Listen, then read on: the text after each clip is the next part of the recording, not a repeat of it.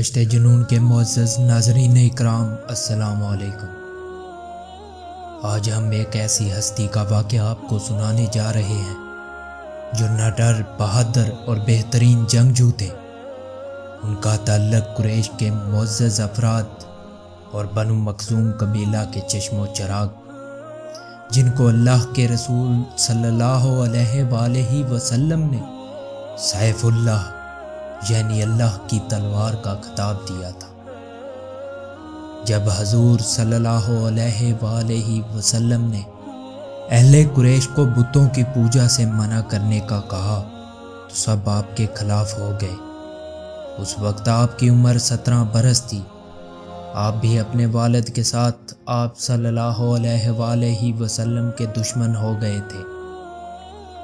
بعد میں آپ نے اسلام قبول کیا اور بہت سی جنگوں میں بھی حصہ لیا۔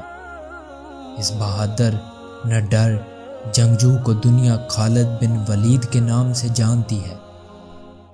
جب حضرت خالد بن ولید رضی اللہ تعالی عنہ کے انتقال کی خبر مدینہ منورہ پہنچی تو ہر گھر میں کوہرام مچ گیا۔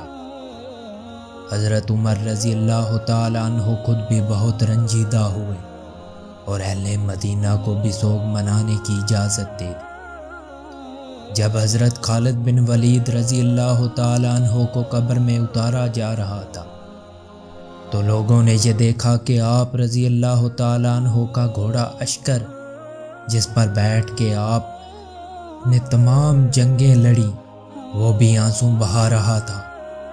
حضرت خالد بن ولید رضی اللہ تعالی عنہ کے ترکے میں صرف ہتھیار، تلواریں، خنجر اور نیزے تھے۔ ان ہتھیاروں کے علاوہ ایک غلام تھا جو ہمیشہ آپ کے ساتھ رہا کرتا تھا۔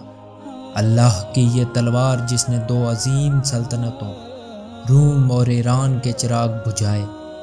وفات کے وقت پاس کچھ بھی نہ تھا۔ آپ رضی اللہ تعالی عنہ نے جو کچھ بھی کمایا وہ اللہ کی راہ میں خرچ کر دی۔ ساری زندگی میدان جنگ میں گزار دی۔ صحابہ رضی اللہ تعالی عنہ نے گواہی دی کہ ان کی موجودگی میں ہم نے شام اور عراق میں کوئی بھی جمعہ ایسا نہیں پڑھا جس سے پہلے ہم ایک شہر فتح نہ کر چکے ہیں، یعنی ہر 2 جمعوں کے درمیانی دنوں میں ایک شہر ضرور فتح ہوتا تھا۔ بڑے بڑے جلیل القدر صحابہ رضی اللہ تعالی عنہ نے حضور صلی اللہ علیہ وآلہ وسلم سے حضرت خالد رضی اللہ تعالی عنہ کے روحانی تعلق کی گواہی دی۔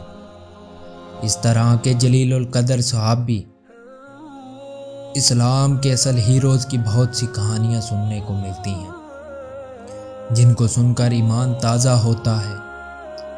اگر آج کے حکمرانوں اور رعایا کو دیکھا جائے اور اسلام کے ان ہیروز کو دیکھا جائے تو اپنی حالت زال پر ترس آتا ہے۔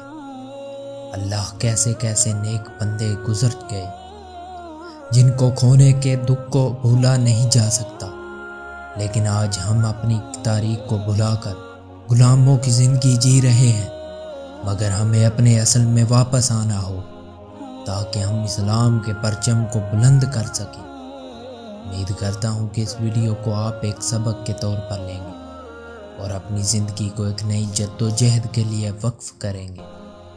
اگلی ویڈیو تک مجھے اجازت دیں۔ اللہ نگہبان، اور اس چینل کو سبسکرائب کر کے میری حوصلہ افزائی کر دیں تاکہ میں ایسی اور ویڈیوز کے ساتھ آپ کی خدمت میں حاضر ہو سکوں۔ شکریہ۔